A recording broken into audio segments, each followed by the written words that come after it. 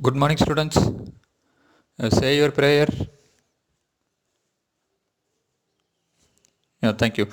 நான் ஒரு நல்லாசிரியர். நான் உங்களுக்கு தாயாகவும் தந்தையாகவும் மருந்துமுறையாக அன்போடு கல்வியை போதிப்பேன். நான் ஒரு நல்லாசிரியர். நான் உங்களுக்கு தாயாகவும் தந்தையாகவும் மருந்துமுறையாக அன்போடு கல்வியை போதிப்பேன். நான் ஒரு நல்லாசிரியர். நான் உங்களுக்கு தாயாகவும் தந்தையாகவும் மருந்துமுறையாக அன்போடு கல்வியை போதிப்பேன். Okay, students, take your social science book. Take page number 59. So today's class we will discuss about the rise of kingdoms. So in previous classes we have discussed about the religion. So the religion that existed in the 6th century BC. So the philosophers and the thinkers so existed, so born during 6th century BC, and also some of the religion. So the worldwide religion. So they are existed till now also. So the religion also practiced till now also. So we discussed about the various religions and philosophical thinkers. In today's class and in the upcoming classes we discussed about the polity, so the kingdoms. So how the kingdoms emerged in India. So the kingdoms, the empire emerged in India during ancient period. Initially human beings lived as a tribe. So later they formed as a group and live in a culture. So lived with a culture, so that leads to the urbanization. So that leads to the civilization. So later that they formed themselves into a number of kingdoms. So what are the kingdoms existed in North India? So how they ruled our Indian subcontinent. So among them, so which kingdom emerged powerful? So we will discuss in this class. Okay, So in our previous class we discussed about Gautama Buddha, Buddhism. So Gautama Buddha, so birth and life. So who was Gautama Buddha? So he was the founder of Buddhism religion. So he was the son of Suddhodana, so the chief of Kshatriya clan. Then so where was he born? So he was born in Lumbini Garden near Kapilavastu. Then we discussed about the four great sites, so which prompted him to renounce the world and search for the cause of suffering. Then where did he got enlightenment? In Mahabodhi temple. So where it is it? In Bodh Gaya, Bihar. Then where did he gave his first preach? So he gave his first preach in Sarnath. Then we discussed about the teachings of Buddhism, that is four great truth, attainment of nirvana, then the noble eightfold path, then the spread of Buddhism.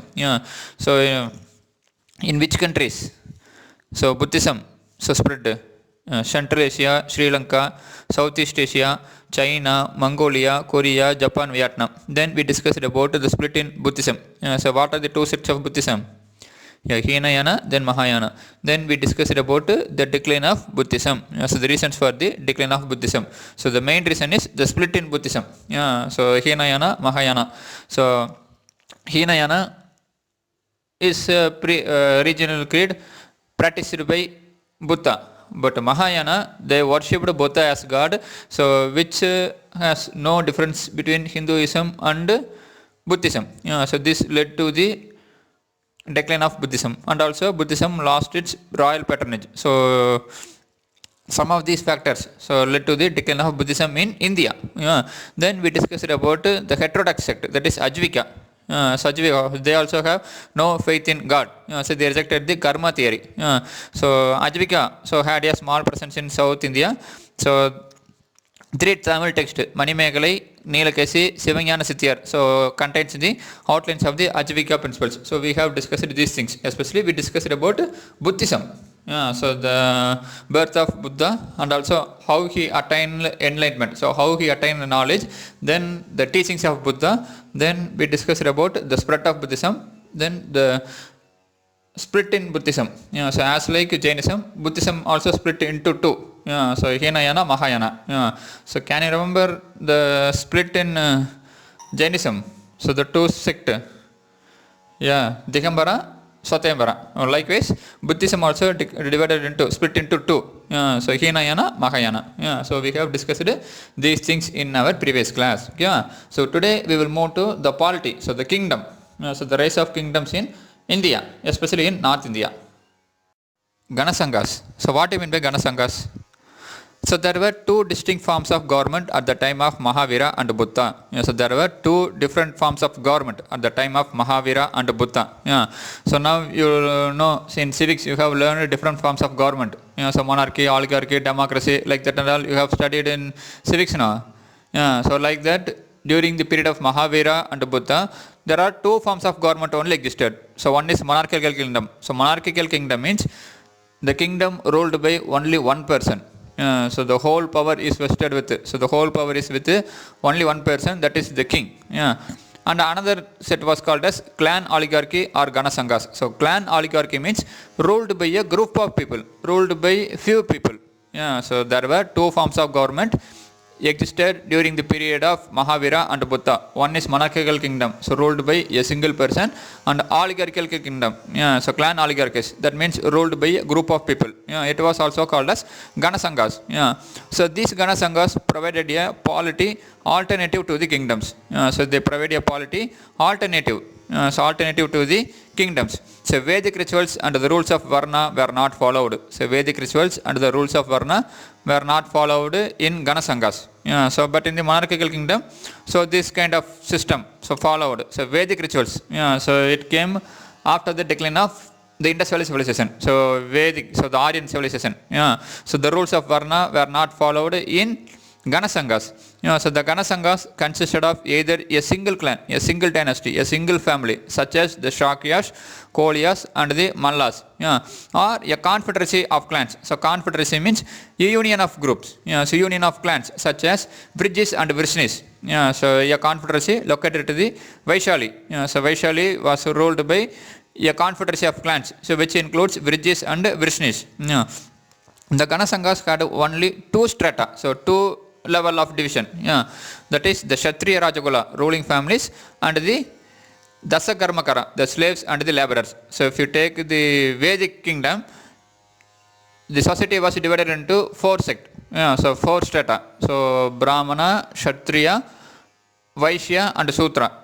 But in the Ganasanghas, the society had only two level, two strata. So that is Kshatriya Rajagula, who were the ruling families, and the Dasakarmakara, the slaves and the laborers. So Kshatriya Rajagula, then Dasakarmakara. So during the period of Mahavira and Buddha, there are two forms of government. So monarchical kingdom ruled by only one person, then clan oligarchies, that means ruled by group of persons. So that is the Ganasanghas. So these Ganasanghas provided a polity alternative to the kingdoms. So they didn't follow the Vedic rituals and the rules of Varna. So Vedic rituals began to decline. So they didn't follow the Varna caste system. So they consist of, the Ganasanghas consisted of either a single clan or a confederacy or a union of clans. So the Ganasanghas had only two strata. One is the ruling family, which was called as Kshatriya Rajagula, and the slaves and the laborers. So the remaining were called considered as the slaves and the laborers. So called as Dasakarmakara. So the rise of kingdoms. So the 6th century BC witnessed the establishment of kingdoms, oligarchies and chiefdoms, as well as the emergence of towns. So the 6th century BC witnessed the establishment of kingdoms, oligarchies and chiefdoms. So chiefdom means a territory or state ruled by a chief. So 6th century BC. So not only faced, so the philosophical thinkers, so not only gave birth to the philosophical thinkers and religions practiced worldwide, but also it witnessed, it saw the establishment of kingdom, oligarchies and chiefdoms, as well as the emergence of towns. So from the largest of the chiefdoms emerged the kingdoms. So chiefdoms emerged into kingdoms. So many tribes of Rig Vedic period. So during Rig Vedic period, so many tribes have been seen, such as Bharadas, Pasus, Tritsus and Turvasas. So they passed into oblivion. So oblivion means, so they lost their importance. So they have been forgotten. So the tribes of the Rig Vedic period have been forgotten, and a new tribe such as Guru and Panjala rose into prominence. So during 6th century BC, new tribe such as Guru and Panjala rose into prominence. 16 Mahajanapadas. So Mahajanapadas means So the great kingdoms, so that existed in North India. So the whole of North India, including Afghanistan and Pakistan, so consist of the kingdoms. So totally 16 kingdoms existed in North India. So that is called as the Mahajanapadas. So these 16 Mahajanapadas are listed in the Buddhist text. Linguistic and cultural commonality prevailed in the Janapadas. So while in Janapadas, so language and culture is common, but in the Mahajanapadas, so social and cultural difference were seen. So in Janapadas, language and culture is common, while in Mahajanapadas, so the Janapadas united to form the Mahajanapadas. So they have different social and cultural group. So what are the 16 Mahajanapadas? So from where they ruled, so the region where they ruled, so they include, so the northern India extended from Kabul Valley, which is in Afghanistan, in the north to the Godavari in the south. So this region was ruled by the 16 Mahajanapadas. So from Kabul Valley to Godavari in the south. So Godavari, a river running in Andhra. So it witnessed the rise of 16 states known as Mahajanapadas or 16 great states. So what are the 16 Mahajanapadas, 16 great states? So Kasi, Kosla, Anga, Magadha, Bajji, Malla, Chedi, Vachu, Guru, Panchala, Matsya, Surasena, Ashoka, Avandi, Gandhara and Cambodia. So these 16 states, so they have been mentioned in our epic Mahabharata also. So you know, so some of the names, so which I have told you, so you have heard in Mahabharata story. So that is Guru, Panchala, Anga, Gandhara. So these states you have heard in Mahabharata story also. So they ruled, so in North India. So the Mahajanapadas, so they ruled North India, so which extended from Kabul Valley in the north to Godavari in the south. So 6th century BC saw the emergence of new kingdoms. So the tribe, so the kingdoms which existed in the Rig Vedic period lost its importance, and the new kingdoms, Guru, Panchala, so rose into prominence. So 16 Mahajanapadas exist listed in the Buddhist text, so which we have mentioned. So in Janapadas, so there is a common language and culture, but in Mahajanapadas, social and cultural differences seen. Okay, so with the emergence of these kingdoms, the struggle for supremacy among different states occurred frequently. So with the emergence of kingdoms, the struggle for supremacy, so all of them wanted to establish their supreme power. So they often fought with each other. So sacrifices such as Rajasuya and Ashwamedha were performed to signify the imperial way. So imperial sway means so influence somebody of monarch over their rivals. So they conducted some yagas. So Rajasuya means so the king conducted this yaga. When the other kings came and attended this yaga, means it was considered that they accept the supremacy of those kings. So if a king perform Rajasuya yaga, means the other kings, if they attend those yaga, means it means the attended kings accept the supremacy of the king who conduct that Rajasuya yaga. So this yaga in Mahabharata, it was conducted by the Pandavas. So in the city, in the newly created city Indraprastha, so by seeing this Rajasuya yaga only, so the enmity of the Pandavas, so Kauravas, so got jealous and called them for the dice game. And rest of the history and the rest of the story, you know. Then Ashwamedha. So Ashwa means in Sanskrit horse. So that means so the king horse was sent. So on its own way. So the place, so which the horse so passing, that region belongs to that king only. If anyone so captured that horse, means it symbolizes that that person is ready for a war with the king. So who sent that horse? So that is the Ashwamedha yaga. So this type of sacrifices yagas have been conducted by the king of that time. The Rig Vedic title of Rajan was replaced by impressive titles. So initially during the Rig Vedic period, there is only one title for the king, that is the Rajan. But now it was replaced by various titles such as Samrat, Ekrat, Virat. So Virat or Boja.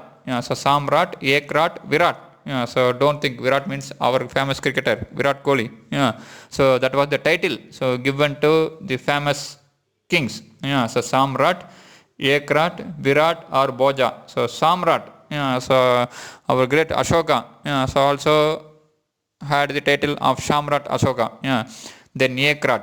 Yeah, then Virat. Then Boja. So these were the titles. Yeah, so which were given to the rulers. So during 6th century BC. The growth of the royal power. So how the king became more power. So during 6th century BC, the king enjoyed absolute power. So the Sabha of the Rig Vedic period so ceased, so stopped to exist. So during the Rig Vedic period, so there are two assemblies. One is Sabha and Samiti. So you have learned in your lower classes.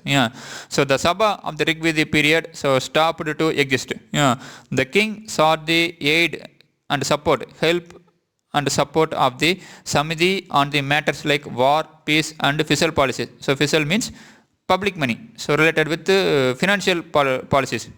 However, in spite of the existence of the assemblies, the power of the king kept increasing. So even though so Samiti is there, the power of the king kept increasing. So the king enjoyed absolute power.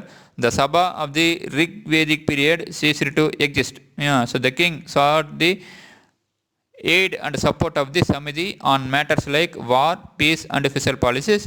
But however, in spite of the existence of the assemblies, the power of the king kept on increasing. So the power of the king kept increasing. The Sadapada Brahmana, a Sanskrit book, a Sanskrit work, describes the king as infallible. So infallible means so he never make mistakes or being wrong. So the Sadapada Brahmana describes the king that he never make a mistake and immune from all punishment. That means so the king should not be punished. So the Sadapada Brahmana describes the king as infallible and immune from all punishment. The growth of royal power was reflected in the enlarged administrative structure. So the growth of royal power, the growth of king power was reflected in the enlarged administrative structure. So the Sadapada Brahmana describes the king as infallible and immune from all punishment, and the growth of royal power was reflected in the enlarged administrative structure. So the king now enjoyed absolute power. So this was described in the Sadapada Brahmana.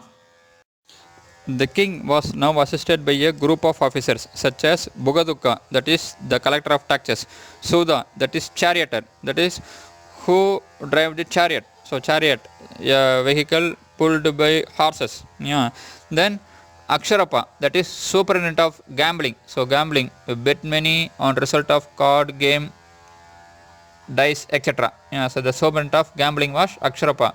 Then Chamberlain, so an officer who managed the household of a monarch or noble. So Chamberlain was called as Kshatri. Then Gorikatana, king's companion in the chase. Then Balagola, courtier. Then Dakshan, carpenter. Then Rathakara, chariot maker. So during the period of the king, so the growth of royal power in the 6th century BC, so the king was now assisted by a group of officers such as Bugaduka, Shuddha, Daksharapa, Kshatri, Gorikatana, Palagola, Dakshan and Rathakara. In addition, there were ecclesiastical and military officials. So ecclesiastical means related with religious, so connected with religious. So there were religious and military officers like Brohida, that is the chaplain. So Brohida, so those who conduct religious ceremonies. Then Senani, army general, and the Gramani, so the leader of the village. So the king now assisted by the group of officers such as Bugaduka, Shuddha, Aksharapa, Kshatri, Gorikatana, Balagola, Dakshan and Rathakara. Okay, so the king now became more powerful. He was assisted by 16 officers, so group of officers. So not 16. So here there are 8 officers. So Bogaduka, Shuddha, Aksharapa, Kshatri, Gorikatana, Palagola, Dakshan, then Rathakara. Okay, apart from them, there were religious and military officers like Brohita, Shenani and Gramani.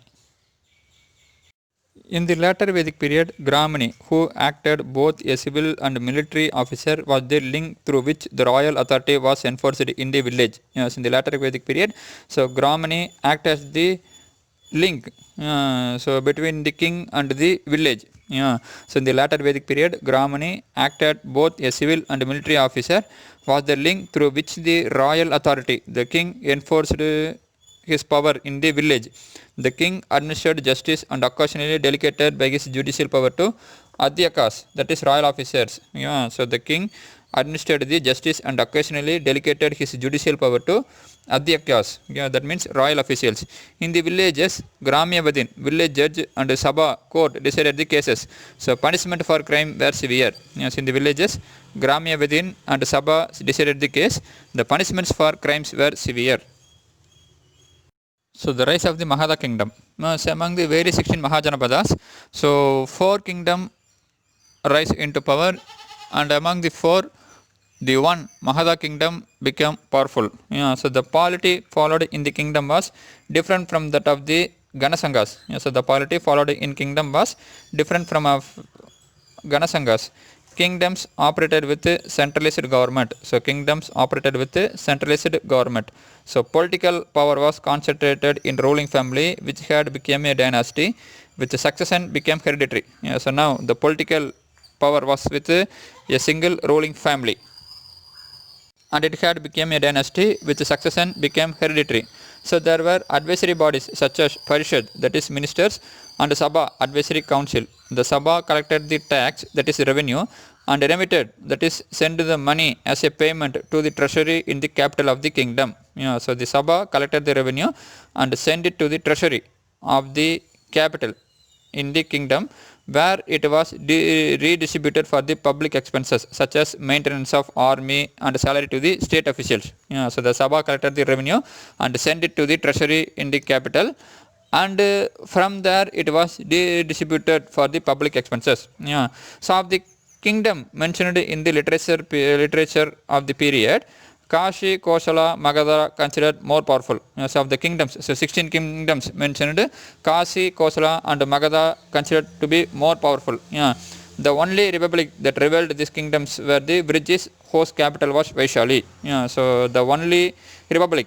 So if you take Kashi, Kosala and Magadha, they were ruled by the single monarchical kingdom. So the kingdom, so the which gave them, the republic kingdom which gave a tough competition to them was British. So their capital was Vaishali. In the struggle for the control of the Gangetic plain, which had strategic and economic advantages, the Magadha kingdom emerged victorious. In the struggle for the Gangetic plain, which had economic and strategic importance, the Magadha kingdom emerged victorious. Bimbisara was the first important king of Magadha. So Bimbisara, so the first known king of India was Bimbisara.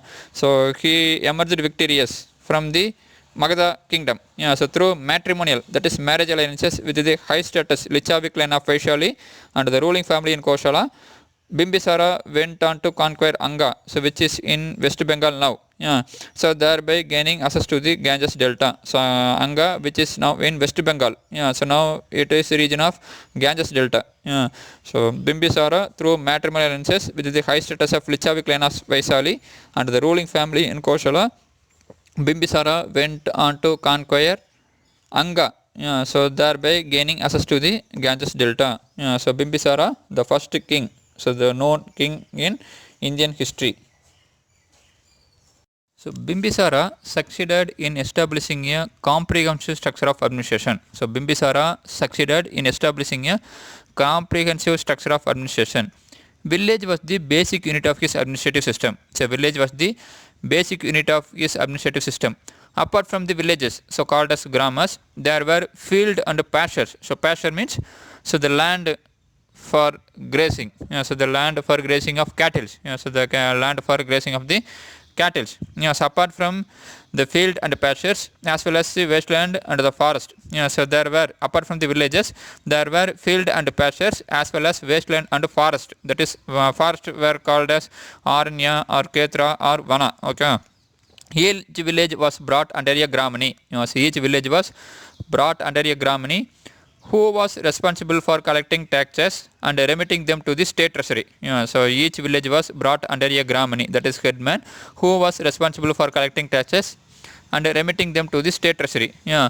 Officers appointed to measure the land under cultivation and assess the value of crop were to assist the Gramini in his task. Yes, officers were appointed to measure the land under cultivation and assess the value of the crop, so to assist the Gramini in his task. So land tax was called as Bali, was the main source of revenue to the kingdom, and the share of produce, so share of produce was called as Baga, was determined proportionate to the extent of land cultivation. So land tax was called as Bali, so which was the main source of revenue to the kingdom. And the share of produce Baga was determined proportionate to the extent of land cultivated. So the share of the produce, so which was paid as tax, was determined according to the extent of land cultivated. The term Shat Bagin, so one who is entitled to a share of 1/6 referred to the king. Thus a peasant economy came into being at Magadha. So the term Shat Bagin, that means they have to give the share, so 1/6 to the king. That is to the treasury. So the peasant economy, so thus came into being at Magadha. So Bimbisara established a comprehensive structure of administration. So village was the basic unit of administrative system. So apart from villages, so there were field and pastures as well as wasteland and the forest. Each village was brought under a Gramini, so who was responsible for collecting taxes and remitting them to the state treasury. Officers appointed to measure the land under cultivation and assess the value of crop to assist the Gramini in his task. Land tax was the main source of revenue to the kingdom, and the share of produce determined proportionate to the extent of land cultivated. So based on the land cultivation, so the share of produce was determined. The term Shat Bagin, that is one who is entitled to share of 1/6 referred to the king. So the term Shat Bagin, one who is entitled to share of 1/6 referred to the king. So the share, so 1/6 was given to the king. Thus a peasant economy came into being at Magadha. So Bimbisara was succeeded by his son Ajatasattu. So the next king was Ajatasattu. Ajatasattu, the son of Bimbisara, is said to have murdered his father and ascended the throne in 493 BC. Ajatasattu, the son of Bimbisara. So how he captured power? It was said that he have murdered his father. He have killed his father and ascended the throne in 493 BC. He continued his father's policy of expansion through military conquest. So like his father, Ajatasattu expanded his empire through military power. The capital city of Magadha was Rajagriha, which was surrounded by 5 hills. So during the period of Bimbisara and Ajatasattu, the capital city of Magadha empire was Rajagriha. So Magadha, so the main place of Magadha empire now it was the state of Bihar. So the capital city of Magadha was Rajagriha, surrounded by 5 hills. So providing protection to the kingdom from the external threat. Since it was surrounded by 5 hills, it have its natural protection. So the 5 hills gave a protection to the kingdom from the external threats. Ajatasattu strengthened the Rajagriha fort and also built another fort at Pataligrama on the bank of river Ganges. So Ajatasattu strengthened the Rajagriha fort and also built another fort at Pataligrama on the Ganges. So Pataligrama served as the exchange center for the local produce and later became the Mauryan dynasty capital of Pataliputra. So Ajatasattu, apart from strengthening the Rajagriha fort, he also built a new fort at Pataligrama on the Ganges river bank. The Pataligrama served as the exchange center of the local produce and later became the Mauryan capital of Pataliputra. So now it was called as the city of Patna. So the capital of Bihar state. So Patna, you know. Ajatasattu died in 461 BC and he was succeeded by 5 kings. So Ajatasattu died in the year 461 BC and he was succeeded by 5 kings. Ajatasattu was the son of Bimbisara. So he ascended the throne in 493 BC by killing his father. He also continued his father's policy of expansion through military conquest. The capital city of Magadha was Rajagriha, which was surrounded by 5 hills. Ajatasattu strengthened the Rajagriha fort and also built another fort at Pataligrama and the Ganges. So Pataligrama served as the exchange center for the local produce. And it later became the Mauryan capital of Pataliputra. So he was died in the year 461 BC and he was succeeded by 5 kings. So all of them followed the example of Ajatasattu by ascending the throne by killing their parent. So that means Ajatasattu, he killed his father Bimbisara and captured the power. No. So like that, his successors also followed the same policy. So same method, that is killing their parent and capturing power. So fed up with such recurring instances. So recurring means to happen again or many times. So since this incident was happening again and again, so people of Magadha appointed the last ruler's viceroy Sisunaga as the king. So people felt disappointed. So because the kings, the rulers, capture power by killing their parent. So fed up with such incidents, so people of Magadha appointed the last ruler's viceroy Sisunaga as the king. So the Sisunaga dynasty ruled nearly for half century. So Sisunaga dynasty ruled nearly for half century. The dynasty, the Sisunaga dynasty, lost the kingdom to Mahabhatmananda, who founded the Nanda dynasty. So Bimbisara succeeded by the first king. So Bimbisara succeeded by Ajatasattu. So he established the new fort Pataligrama, so which later became the Mauryan capital Pataliputra. Ajatasattu was succeeded by 5 kings, so who followed the example, who followed the style of Ajatasattu, that is by killing their parents and capturing throne. So fed up with such instances, people of Magadha appointed the last ruler's viceroy Sisunaga as the king. After ruling nearly for half a century, the Sisunaga dynasty lost the kingdom to Mahabhatmananda, who founded the Nanda dynasty. The Nandas were the first of non-Kshatriyas dynasty to rule in North India. So before that, the Ajatasattu, Bimbisara and other kings, they belonged to the Kshatriya clan. But the Nandas, so the dynasty founded by Mahabhatmananda, belongs to the non-Kshatriya clan.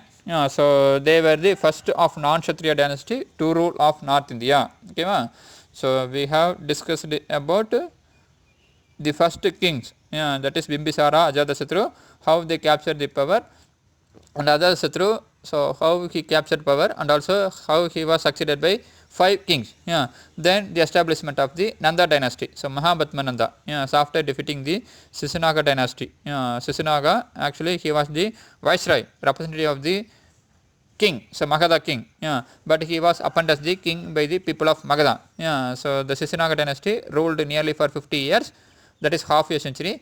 They lost the kingdom to Mahabhatmananda, who founded the Nanda dynasty. So the Nandas, so they were the first of non-Kshatriyas to rule in North India. Okay students, in today's class we discussed about the polity. In previous classes we discussed about the religion. Today's class we discussed about the polity. So the 16 Mahajanapadas, so that ruled the entire of India, including Afghanistan and Pakistan. So among them, so how they have power, so the power of the king. So how the king ruled the country, so the power of the king, so how he was assisted. Then we discussed about the rise of Magadha kingdom. So the 4 kingdoms was powerful.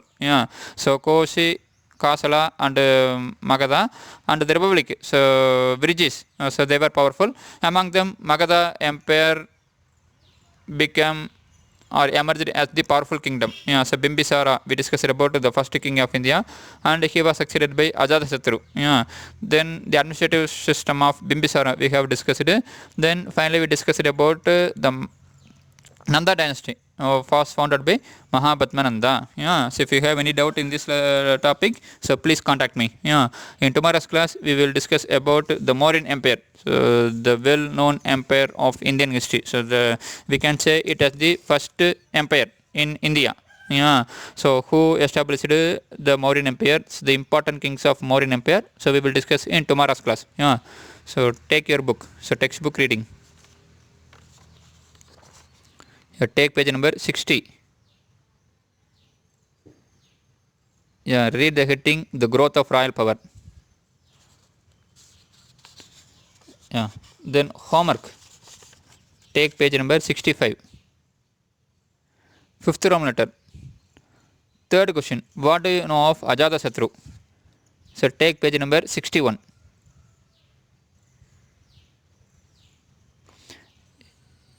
See then the, do you know heading is there, no paragraph is there, no small box. So below that, Yeah, Ajatasattu, the son of Bimbisara, is said to have murdered his father and ascended the throne in 493 BC. Yeah, he continued his father's policy of expansion through military conquest. Second point. Then leave next point. Then come to another next point.